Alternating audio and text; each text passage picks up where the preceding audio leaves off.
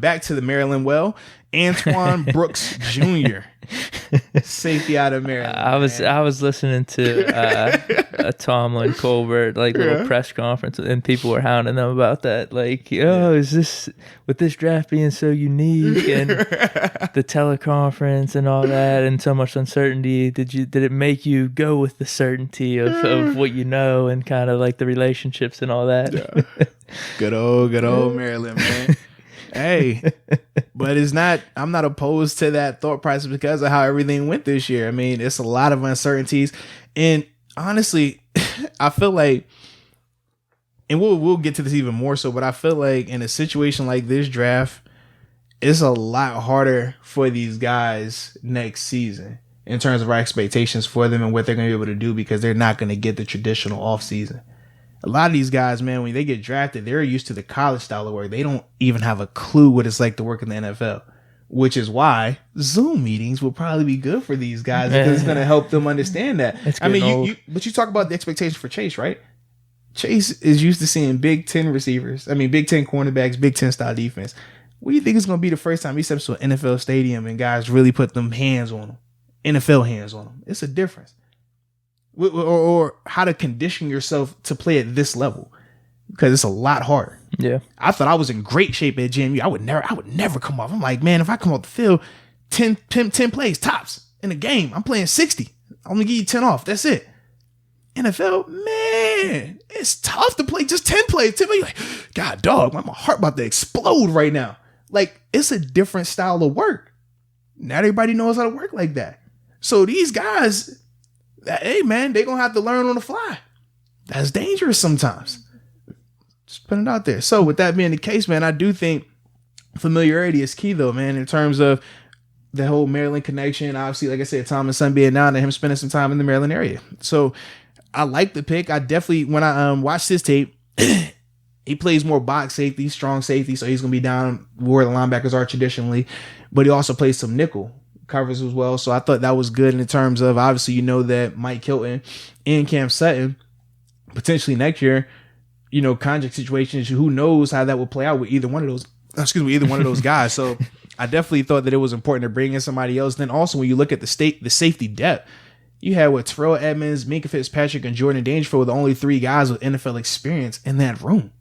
So you bring in Antoine, I think that okay, bring some more competition, some more depth into that room, and that helps them out. I think they ended up still released one of these safeties that they signed throughout the was it offseason? The whole offseason XFL, yeah. So I definitely think that's an upgrade in that regard.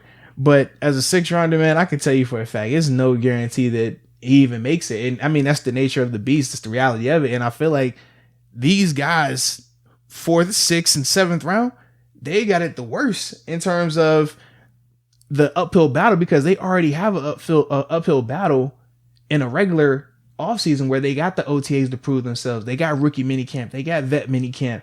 They have training camp. In this situation, they're not getting that right now.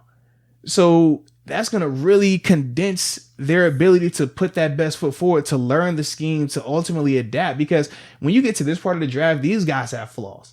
They have the highlights always look good. We know this. We talked about that. But these guys traditionally have flaws. And it's like, okay, what does he do to make up for that? And when you're a later round pick, your special teams. Safety, he's going to be playing special teams. But you got to learn to play special teams at the NFL level. It's not easy to do. It's not as simple as, just throw anybody out there and be fine. It's not how it works. So that's another challenge that's going to be for him. So that's my only concern with this pick, man. Just because of how late it is. It's like, you hope it works out, but he's not going to get the fair offseason. I mean, for him, it probably benefit them if they were just like, you know what, no season this year. So then next year I got the full offseason to actually ball. Well, we can't do that. We can't do that. Oh, that's right, man. Your sport's over humanity. I remember. It's good. It's cool. It's not like that. Yo, it is like that. That's what. Yeah, it's cool. It's not like that. It's cool. Nah, man. It's cool, bro. I ain't tripping. I got my logical side, and man, I got my feelings. Yeah, man. Sports over health. I got you, bro. That's a whole nother conversation. But this pick, I mean, he apparently, from everything I was reading and hearing, he fits the mold of Mark Barron. He could be like a Mark Barron type of replacement. Obviously, he's taken in the 6th round. Mark Barron was a 1st round talent. there's probably a little bit of a difference there. But I mean, but you never know. According to how some Steelers fans make it sound like Mark was the worst person ever. Here's the thing. I mean, you had him on your worst signing list, didn't you? No. I was you did. Yes, you did. No. Yes, you did. Here's the story. You ready? Go ahead. Let me hear. You called me up when we were talking about. Hey, what do you want to talk? I had just introduced the topic to you. You were like, what do you want to talk about this week? Or I got this on my mind. You want like top 3 worst signings about the Steelers the past 5 years. There was an article that came out, and you said I didn't even think about it. I had no names in mind at the time, and you said, yeah, a lot of people were saying Mark Barron. I said, yeah, that's probably right. I probably have number 1 too. He sucks. And then and then you were like, no, man, listen, Mark Barron did this, and this. He helped Devin Bush in this way. He had all this production. I was like, yeah, maybe not Mark Barron.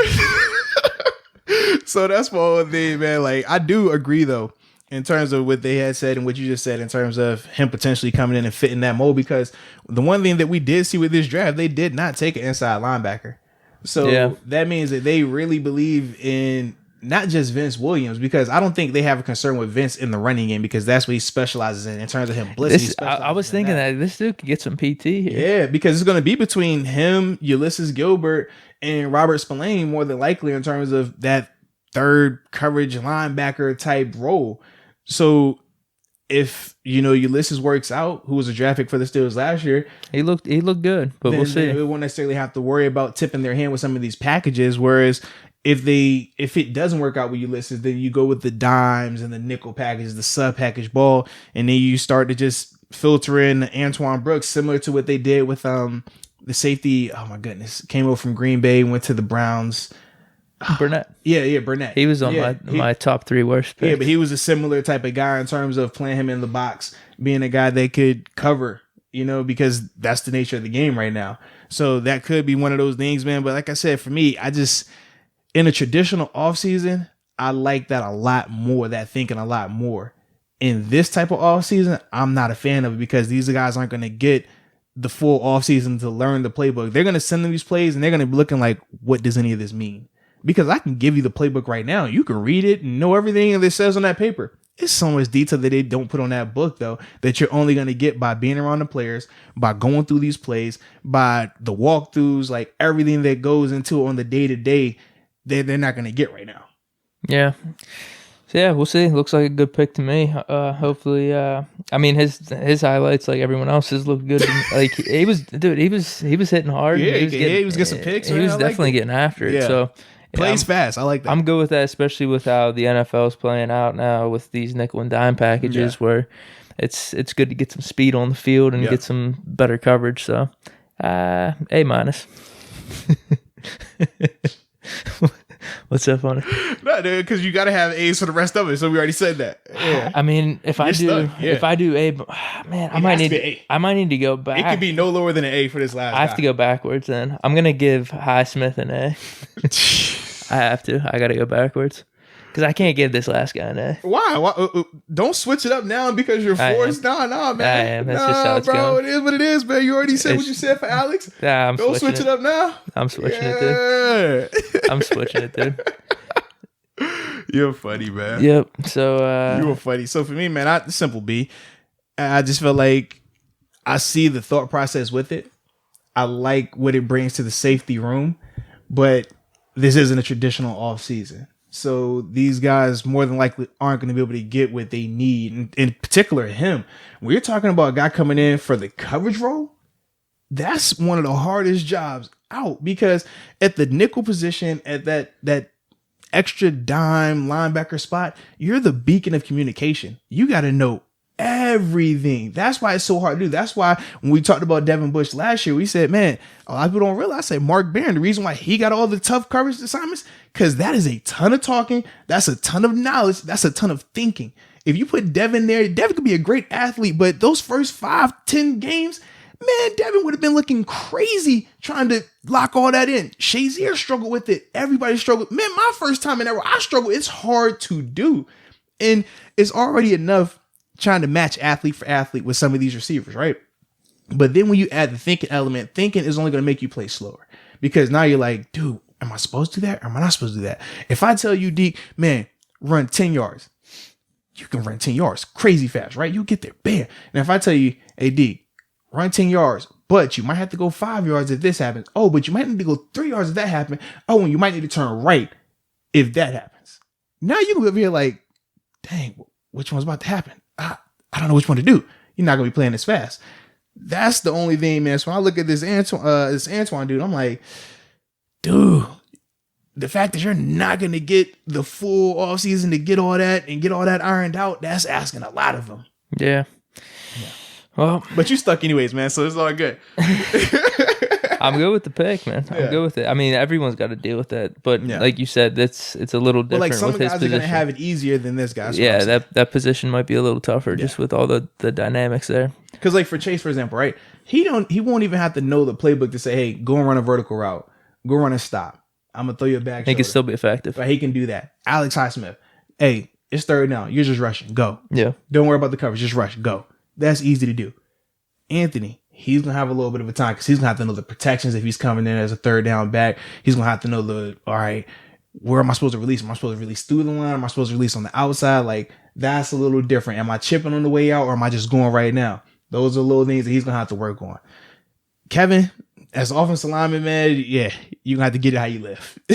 But the one thing with him, though, he's a little more protected because he has a guy on the right and a guy on the left. They work more so in unison versus individuals. Mm-hmm. So that does help him out.